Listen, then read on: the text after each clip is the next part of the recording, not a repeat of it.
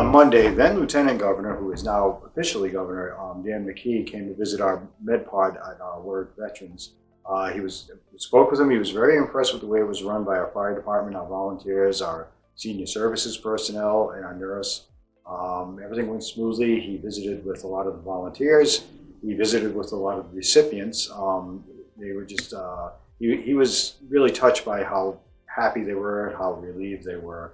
And he was very impressed with the organization of the whole thing.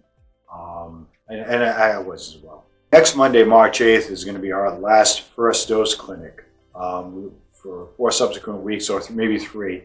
We're going to do the second doses, but then after that, the state's going to be taken over and it's going to go to regional pods. Warwick won't have its own clinic anymore. This is what the Rhode Island Department of Health and the Governor's Office has mandated. The regional pods are going to be geographically located to make them convenient to most Rhode Islanders. We understand that the President said that by the end of May, there should be enough vaccine that we're going to get just about everyone done. So I ask you to please, keep taking your precautions, stay safe, wear your mask, social distance, and it looks like there's light at the end of the tunnel.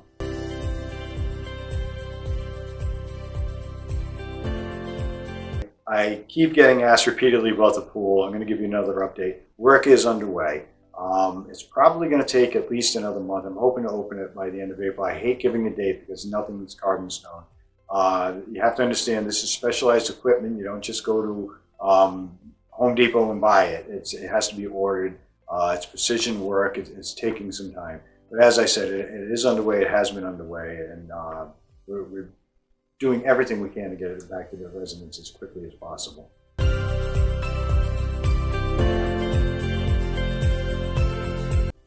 I've gotten a lot of questions about the laid off workers from last year, and I agree that we haven't been able to provide the quality services, especially in the summertime. And I've entered into an agreement with the union that we are bringing workers back. I'm bringing them back at a slow pace because we just don't have the money. We're facing a budget shortfall.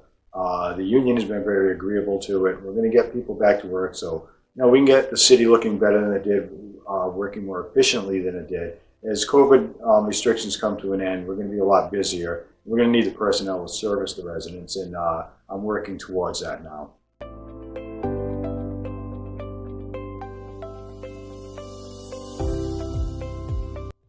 We've moved into March now, and we're starting to think about the summer season, and it promises to be a good one as restrictions get lifted, hopefully.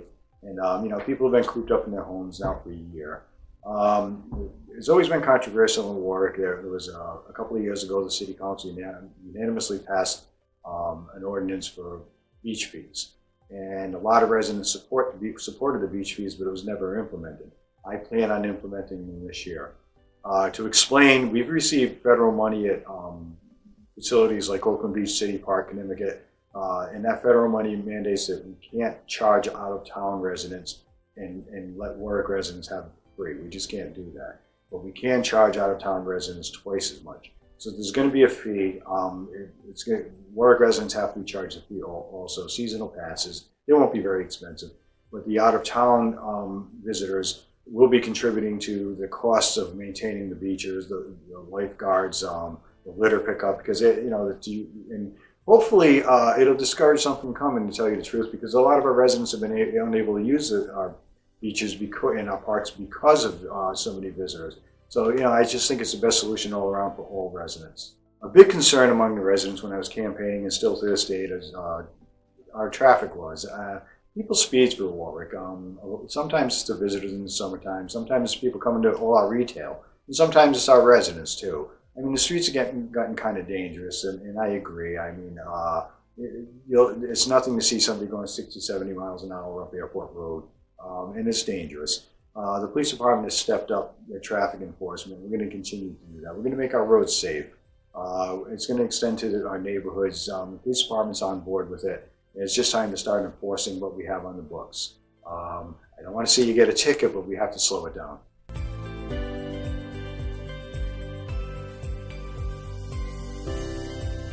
We all know about Rowan. I think we all do. It's been in the news. It's been on social media. He's a 2.5-year-old boy. He's one of our residents, and he's currently battling cancer. And his family has gotten a tremendous amount of support, and it's continuing. I took part in a parade for Rowan the other night. It was like a good night lights parade when he came home from the hospital. It was very touching to see the outpouring of concern by the residents. It was a very successful parade. The fire department, police department, some various groups all contributed to it. They all took part. And it was a great thing to see.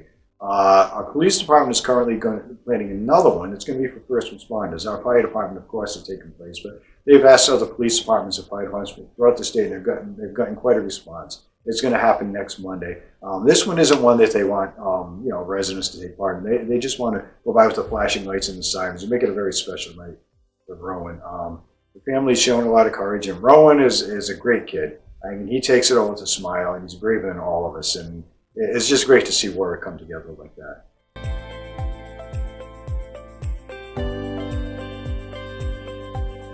If you have questions, ask, because I try to answer a lot of them on social media too, but we can deal with them on camera too. We want to keep going with these reports, tell you what's going on. And as we're getting out of the winter, I mean, it's not going to be so much about, we had another snowstorm. We're going to have events, Gatsby days. We're all looking forward to it. Hopefully we get to do them this year, the fireworks. I mean, Warwick wants to party. We've been cooped up for a year, and I'm looking forward to getting out and meeting with a lot of you. So if you have any concerns, bring it to us. We're always here working for you, and we'll talk to you next week. Thank you.